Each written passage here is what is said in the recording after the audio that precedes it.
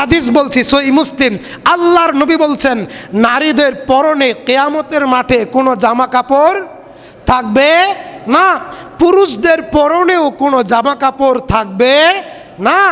রাসূল সাল্লাল্লাহু আলাইহি ওয়াসাল্লাম বলেছেন কোনো নবীদের পরনেও কোনো কাপড় থাকবে না, কোনো নবীদের স্ত্রীদের শরীরেও কোনো কাপড় থাকবে না।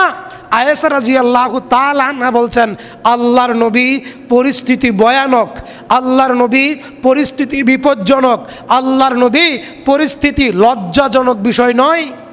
নারীরাও থাকবে একই মাঠে উলঙ্গ অবস্থায়, নবীদের স্ত্রীরাও থাকবে, নবীদের কন্যা সন্তানেরাও থাকবে একই মাঠে উলঙ্গ অবস্থায়। তার আরেক পাশে পুরুষেরা থাকবে, সাহাবীরা থাকবে, কাফেরেরা থাকবে, মুনাফিকরা থাকবে, মুরতাদ থাকবে, শয়তান থাকবে, জিন থাকবে, সবাই উলঙ্গ অবস্থায় থাকবে। আয়েশা রাদিয়াল্লাহু তাআলা আনহা বলছেন আল্লাহর নবী পরিস্থিতি তো বেগতি, পরিস্থিতি তো লজ্জাজনক। রাসূল সাল্লাল্লাহু আলাইহি সাল্লাম বলছেন আয়েশা সেদিন পরিস্থিতি এত জটিল হবে, আয়েশা সেদিন পরিস্থিতি এত কঠিন হবে, কেউ কারো দিকে তাকাতে তো পারবেই না, কেউ কাউকে নিয়ে চিন্তা তো করবেই না, কেউ কাউকে নিয়ে তো চিন্তা করবেই না, কেউ কারো দিকে তো তাকাবেই না, সবাই আল্লাহর দিকে তাকিয়ে থাকবে, বলবে লাস্তুলাহা আনা লাস্তুলাহা আনা লাস্তুলাহা, নফসি নফসি নফসি, নিজে বাঁচি নিজে বাঁচি নিজে বাঁচি।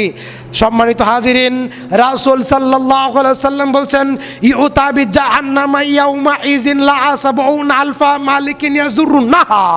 তিনি বলছেন সহিহ মুসলিমের বর্ণনা, জাহান্নামের ৭০,০০০ লাগাম থাকবে, লাগাম ৭০,০০০ লাগাম থাকবে, প্রত্যেক লাগামে ৭০,০০০ ফেরেশতা থাকবে, তারা টেনে হেঁচড়ে জাহান্নামকে মানুষের সামনে উপস্থিত করবেন। সুবহানাল্লাহ।